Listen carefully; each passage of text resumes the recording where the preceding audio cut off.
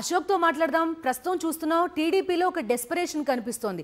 ఎన్నికల్లో గెలవలేము అనే ఒక భయంతో వైఎస్ఆర్ కాంగ్రెస్ పార్టీ కార్యకర్తలపైన, ఎమ్మెల్యే అభ్యర్థులపైన దాడులు చేస్తున్న ఘటనలు కూడా చూస్తున్నాం. ఒక మాజీ ఐఏఎస్ అయ్యుండి కూడా రామాంజనేయులు ఆయన ఇంటి బయట కారులో కూర్చుని మరీ దాడికి ప్రేరేపించారు అనే వార్త కనబడుతోంది.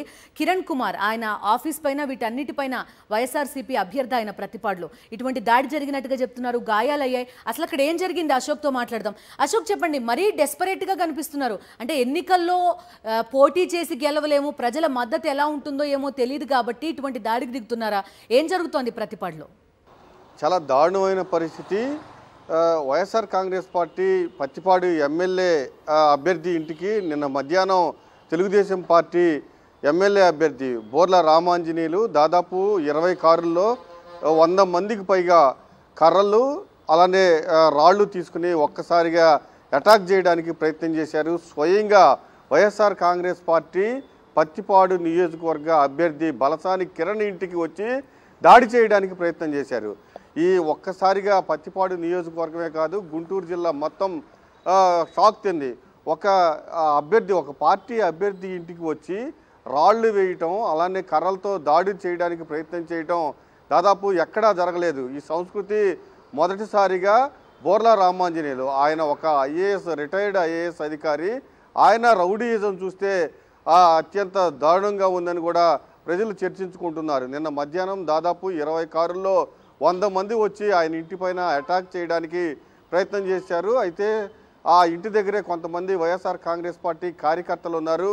వారిని అడ్డుకునే ప్రయత్నం చేశారు. అడ్డుకునే ప్రయత్నం చేస్తే వైఎస్ఆర్ కాంగ్రెస్ పార్టీ కార్యకర్తలపైన తెలుగుదేశం కార్యకర్తలు దాడి చేశారు. ఈ దాడిలో పలువురు గాయపడ్డారు. అయితే రామాంజనేయులు కారుని అడ్డగించే ప్రయత్నం చేశారు కార్యకర్తలు. ఆయన కారు కార్యకర్తల మీద నుంచి ఎక్కించుకుంటూ ముందుకు వెళ్ళిపోవడం జరిగింది. ఇందులో ఈ ఘటనలో ఒక కార్యకర్త కూడా గాయపడిన పరిస్థితి. పూర్తిగా వైఎస్ఆర్ కాంగ్రెస్ పార్టీ చాలా బలంగా ఉంది పత్తిపాడులో. అలానే తెలుగుదేశం కూటమి రోజు రోజుకి దిగజారిపోతూ ఉంది. ఈ పరిస్థితుల్లోనే ఖచ్చితంగా ఏదో ఒకటి చేసి దాడి చేసి భయపెట్టి ఎన్నికల్లో పబ్బం గడుపుకోవాలన్న ఒక ప్రయత్నం అయితే నిన్న చాలా స్పష్టంగా కనిపిస్తుంది. రామాంజనేయులు స్థానికుడు కాదు, పూర్తిగా తెలుగుదేశం పార్టీ కూడా పత్తిపాడులో రోజు రోజుకు దిగజారిపోతుంది. ఇప్పుడు కూటమి పరిస్థితి అయితే అత్యంత దారుణంగా ఉంది. ఖచ్చితంగా తాను ఓడిపోతానన్న అభద్రతా భావంలోనే భయపెట్టి ఓటర్లను భయపెట్టాలన్న ఒక ప్రయత్నం చేశారని కూడా మనకు తెలుస్తూ ఉంది. బిందు, బలసాని కిరణ్ ఏమంటున్నారు అశోక్? ఈసీకి కానీ లేకపోతే ఏమైనా కంప్లైంట్ లాంటిది చేశారా? మరి ఫిజికల్ దాడి కదా ఇది. ఖచ్చితంగా బలసాని కిరణ్ అయితే చెప్తూ ఉన్నారు, నా ఇంటిపైకి మా పట్టపగలు వచ్చి దాడి అందులోనూ ఇంట్లోనే ఉన్నాను, దాడి చేయడానికి ప్రయత్నం చేశారు. దాడి చేసి మరి దాన్ని అడ్డుకునే ప్రయత్నం చేస్తుంటే మా కార్యకర్తలపైన దాడి చేశారు. వాళ్ళు కూడా గాయాలు పాలయ్యారు.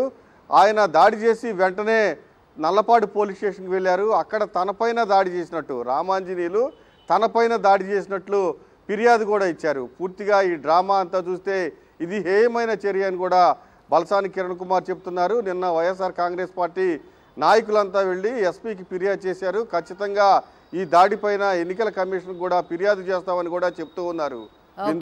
ఓకే అశోక్.